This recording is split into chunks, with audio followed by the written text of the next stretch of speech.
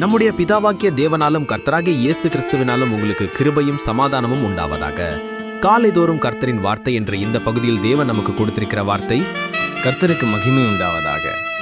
இன்றைய பரிசுத்தமான ஓய்வு நாளுக்குரிய வார்த்தை, நான் இன்று முதல் உங்களை ஆசீர்வதிப்பேன்.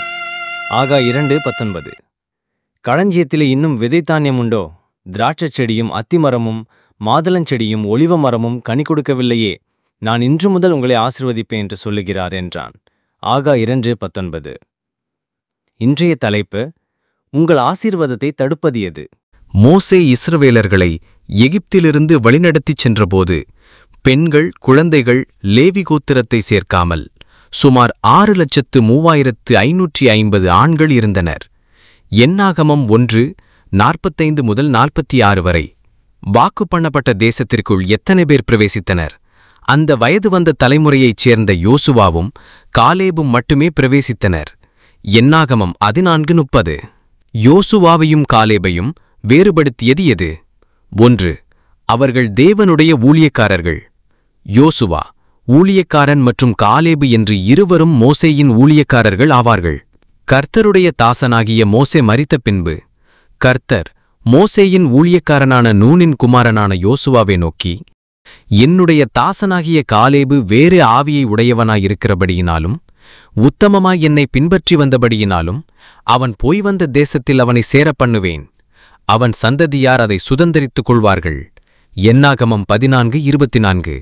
தேவனுடைய பிள்ளைகளாகிய நாமும் அவருடைய ஊழியக்காரர்களாக இருக்கும்படி அழைக்கப்படுகிறோம். 2. இருவரும் வாலிபத்திலேயே தேவனை தேடினார்கள். ஆனால் காலேபுக்கு 40 வயது என்று காண்கிறோம். யோசுவா 14 தேவன் காலேபுக்கு அவருடைய 85வது வயதில் 40 வயது வாலிபனின் பெலனை கொடுத்தார் என்று வாசிக்கிறோம். இப்போதும் இதோ, கர்த்தர் சொன்னபடியே என்னை உயிரோடே காத்தார். இஸ்ரவேலர் வனாந்தரத்தில் சஞ்சரிக்கையில் கர்த்தர் அந்த வார்த்தையை மோசேயோடே சொல்லி, இப்போது 45 வருஷமாயிற்று. இப்போது நான் 85வது வயதுள்ளவன்.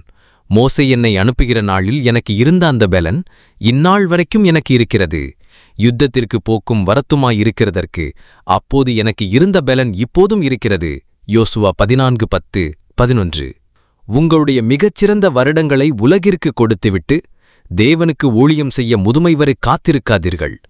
இப்போதே உங்களால் முடிந்ததை கொடுங்கள். இன்னும் தாமதமாகிவிடவில்லை. அவர் அதை மதிப்பார். 3. அவர்கள் கர்த்தரை உத்தமமாய் பின்பற்றினார்கள். உத்தமமாய் என்ற வார்த்தைக்கு எதையும் முழு துன்மையுடன், அர்ப்பணிப்புடன், உற்சாகத்துடன் செய்ய வேண்டும் என்று பொருள். அந்நாளில் மோசே, நீ என் தேவனாகிய கர்த்தரை உத்தமமாய் பின்பற்றினபடியினால் உன் கால் மிதித்த தேசம் உனக்கும் உன் பிள்ளைகளுக்கும் என்றைக்கும் சுதந்திரமாய் இருக்கக் கடவது என்று சொல்லி ஆணையிட்டார். யோசுவா 14:9. தேவன் அவர்களுடைய உத்தமமான கிரியைகளை ஆசிர்வதித்தார். அவர்களை மட்டுமல்லாமல் அவர்களுடைய தலைமுறையையும் ஆசிர்வதித்தார். யோசுவாவின் கோத்திரம் எப்ராயிம் கோத்திரம். இவர்களில் 32,500 ஆண்கள் வாக்கு பண்ணப்பட்ட தேசத்திற்குள் பிரவேசித்தனர். யூதா கோத்திரத்திற்கு தேவன் வைத்திருக்கும் ஆசீர்வாதங்களை நாம் அறிவோம். ஒன்று, சொந்த ஆசீர்வாதத்தில் மட்டும் கவனம் செலுத்தாதீர்கள். நீங்கள் முழு இருதயத்தோடும் அவரை சேவித்தால் உங்கள் குடும்பத்தையும் எதிர்கால சந்ததியினரையும் ஆசீர்வதிக்க தேவன் உண்மையுள்ளவராயிருக்கிறார். நம்முடைய தேவன் நேற்றும் இன்றும் என்றும் மாறாதவராயிருக்கிறார். அப்ரகாம் மோசேயின் தேவனாகிய அவர் இன்று நம் தேவனாக இருக்கிறார். அப்ரகாமுக்கு கொடுக்கப்பட்ட வாக்குத்தத்தங்களின் மூலமாக அவருடைய பாதுகாப்பின் அதே மேகத்தின் கீழ் நாம் நடக்கிறோம்.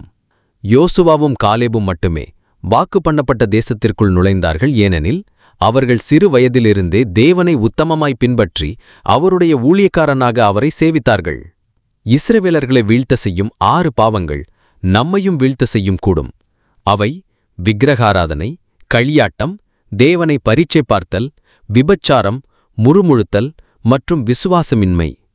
இவை கடந்த கால பாவங்கள் மட்டுமல்ல, இவை இன்றும் நம்முடைய வாழ்விலும் இருக்கின்றன.